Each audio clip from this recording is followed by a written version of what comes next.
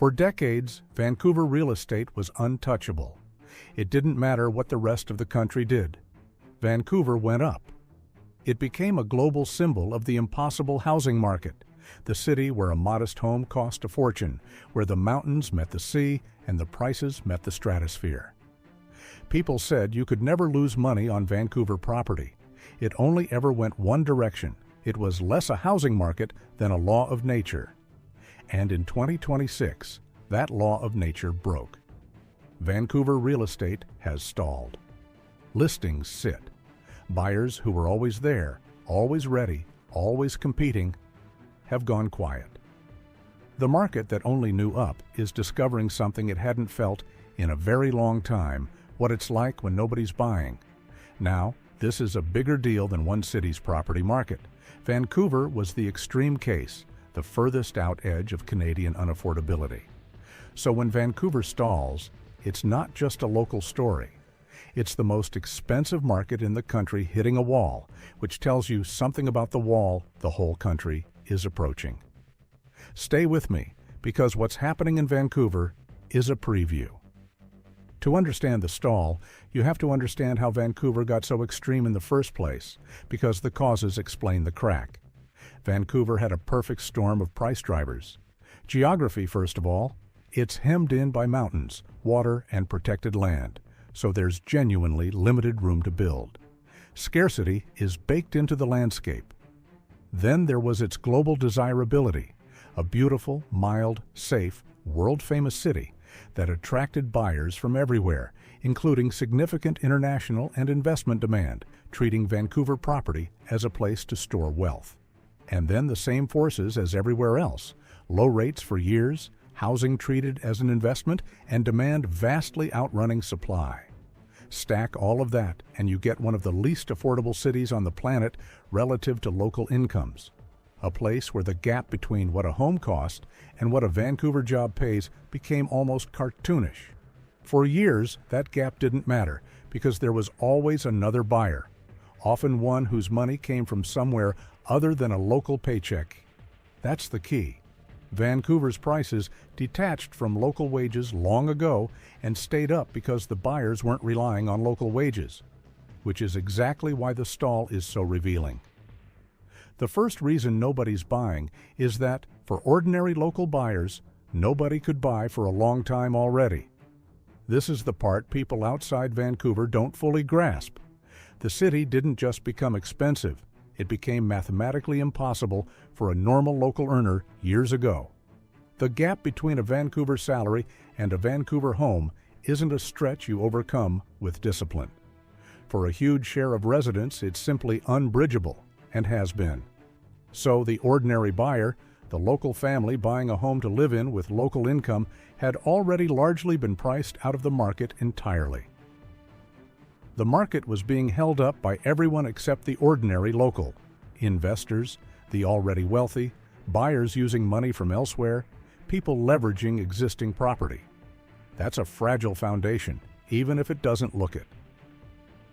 A market propped up by locals buying homes to live in is stable. Those people need somewhere to live and aren't going anywhere. A market propped up by investors and outside money is a market that can evaporate because those buyers don't have to be there. And in 2026, a lot of them stop showing up. The second reason is that the thing holding the market up, the investment case, cracked. Remember, Vancouver worked as an investment because of one belief: that prices only ever rise. That belief is what justified paying an insane income-detached price.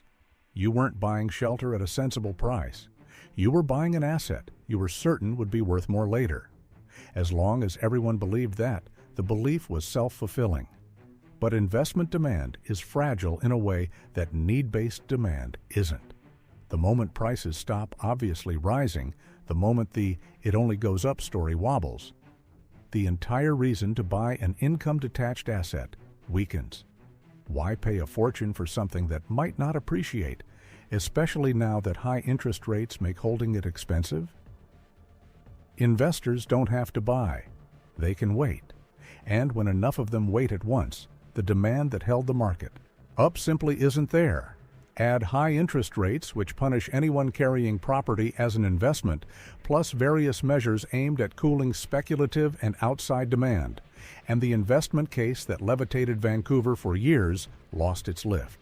The buyers, who were never relying on a local paycheck, had the least reason to stay, and they're the ones who quietly left the market.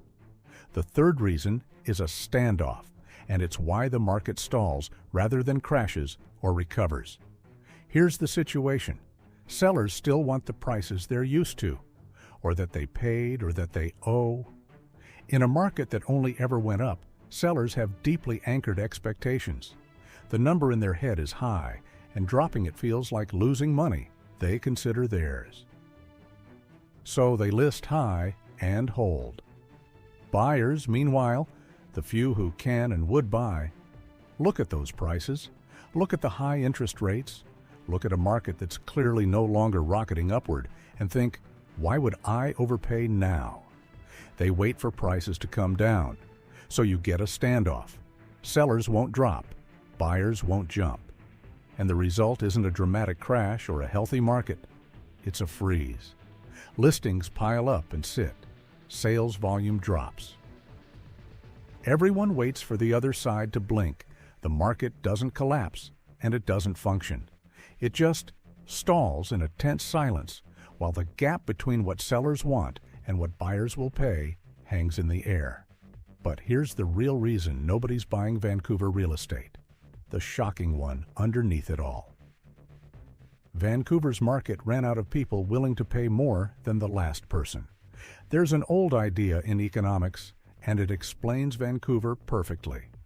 When an asset's price detaches completely from what it's fundamentally worth, from what local incomes could ever justify, it can keep rising only as long as there's always someone willing to pay even more than the current owner did. The price isn't held up by the thing's real value anymore. It's held up purely by the belief that a new buyer will always appear to pay more. For years, Vancouver always had that next buyer. There was always someone, an investor, an outside buyer, someone certain prices would keep climbing, willing to pay more than the last. The music kept playing, and in 2026, the music stopped. Not because Vancouver got less beautiful or less desirable or ran out of mountains, but because the supply of people willing and able to pay ever higher income-detached prices finally ran dry. High rates thinned them. Cooling measures thinned them, and a wobbling, it only goes up story thinned them most of all.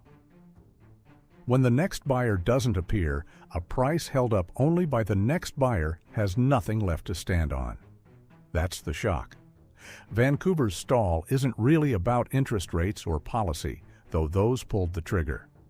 It's about a market that had detached so far from what local people could actually afford that it could only survive on an endless supply of someone else's money. And that supply finally ran out.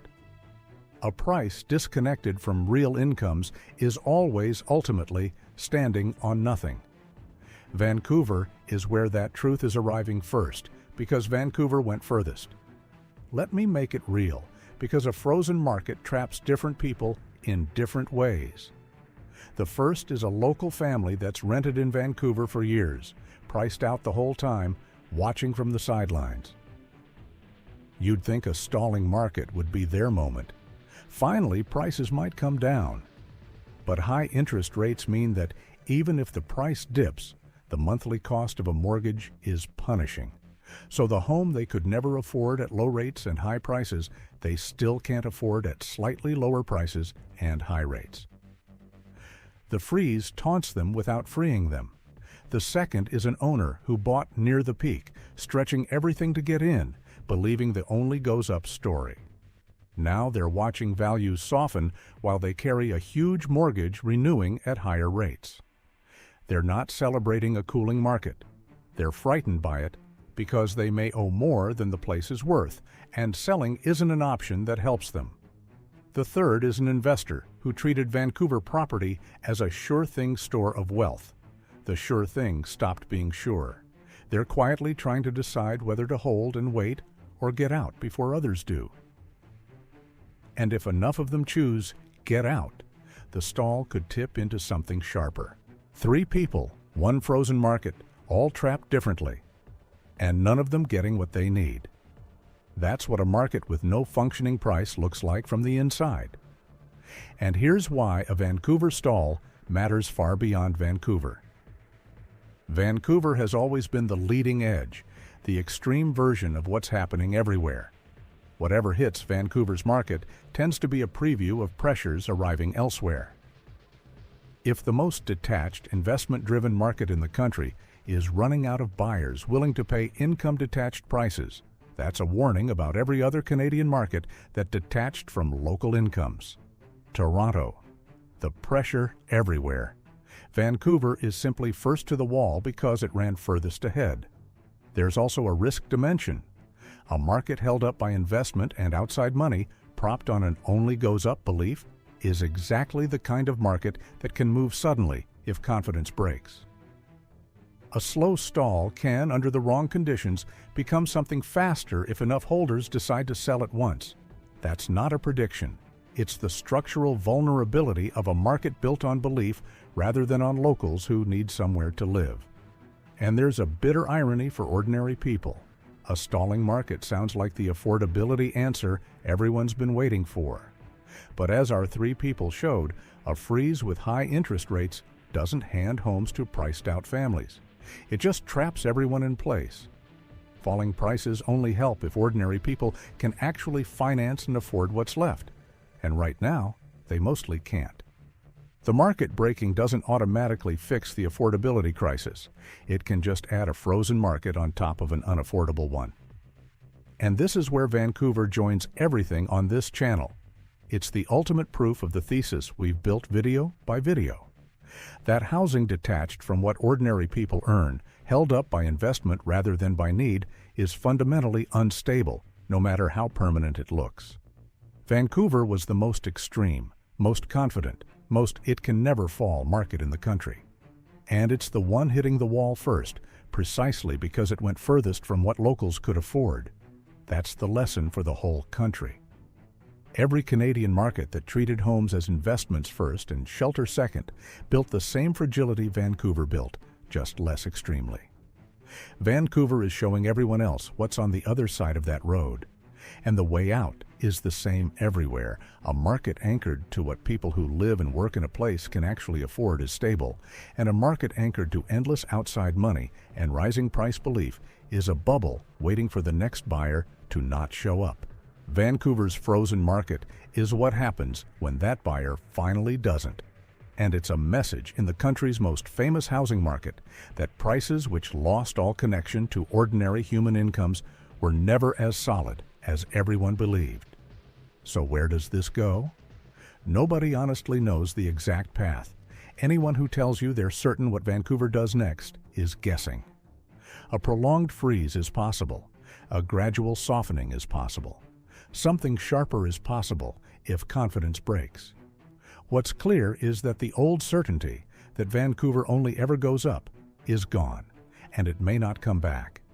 And the deeper truth stands regardless of the short-term path. A housing market only becomes genuinely healthy and stable when its prices reconnect to what the people who live and work there can actually afford. Until Vancouver's prices and ordinary Vancouver incomes are in the same universe again, the market will be some combination of frozen, falling, or fragile.